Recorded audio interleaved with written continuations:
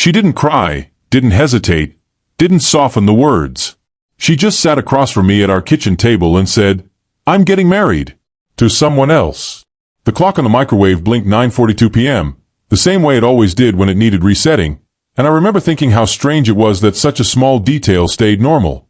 She watched my face, waiting for a reaction, maybe a crack, maybe anger. I took a slow breath, nodded once and said, "Okay, go on." That calmness confused her more than any shouting ever could have. We'd been together almost 6 years, married for 4. We met when we were both broke, splitting street food and laughing about it. Back then, she used to text me, "Home yet?" every night if I was late. Over time, routines replaced romance. I handled the bills, tracked our savings, and planned for a house we talked about but never bought. She chased bigger dreams, nicer restaurants, newer friends. Still, I believed in us. When people asked, she'd squeeze my hand and say, "We're solid." I trusted that, because trust had always felt easier than suspicion. The cracks didn't arrive loudly. They slipped in quietly, disguised as long meetings and muted phone screens. She started guarding her phone like it contained state secrets. When I asked who she was texting, she'd smile and say, "Work stuff, you wouldn't care." She began dressing up for random Thursdays, leaving earlier, coming home later. Once I joked, "Should I be worried?" She laughed too quickly and replied, "Don't be dramatic." I told myself relationships evolved, people got busy, and love didn't always look the same. That lie kept me comfortable longer than it should have. Money was another shift. She stopped contributing to our joint account, claiming bonuses were delayed. I covered rent, groceries, even her car payment once. "I'll pay you back," she promised, kissing my cheek. Meanwhile, I noticed expensive bags appearing, new shoes tucked in the closet. When I asked, she said, "A friend helped me get a deal." I wanted to believe her. I reminded myself that marriage meant patience. Still, something tightened in my chest every time she avoided eye contact. I didn't know it yet, but those small inconsistencies were breadcrumbs leading somewhere painful. The first real clue came from a notification she forgot to silence. Her phone buzzed on the couch while she showered. A name flashed, unfamiliar, followed by, "Can't wait to finalize everything with you." My stomach dropped. When she returned, I asked casually, "Who's Mark?"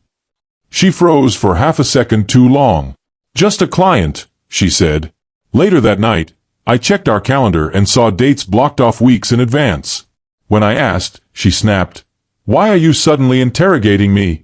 That defensiveness told me more than any message ever could. I started paying attention instead of trusting blindly. I noticed she took calls outside, whispering, saying things like, "He doesn't know." Once I heard her laugh and say, "It's almost over anyway." When I confronted her gently, she said, "You're imagining things." Friends noticed too. One asked, "Is everything okay with you too?" I shrugged and said yes, but inside, a storm was building. I stopped arguing and started observing. Every unexplained expense, every late night, every secretive smile stacked up. By then, I wasn't searching for truth anymore. I was preparing for confirmation. The night before her announcement, she came home unusually cheerful.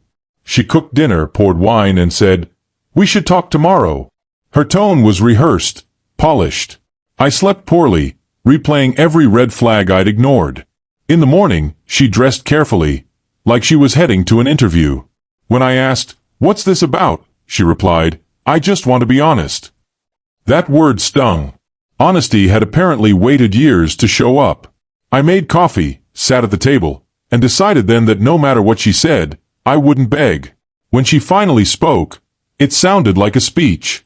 She explained how she'd grown, how she'd found someone aligned with her future. She said his name proudly and added, "We're engaged.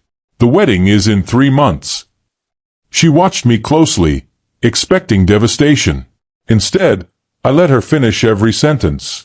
When she asked, "Aren't you going to say something?" I calmly replied, "I'm listening." That's when her confidence wavered. She expected tears, anger, questions. My silence unsettled her. What she didn't realize was that I already knew more than she thought. After she finished, I stood up and said, "I need to grab something."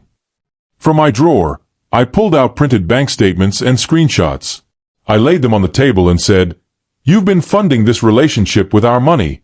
Her face drained of color. "You went through my things," she whispered. I answered, "I followed the numbers. They don't lie." I showed her transfers, hotel charges, and a deposit labeled venue. She stammered, "It's not what it looks like."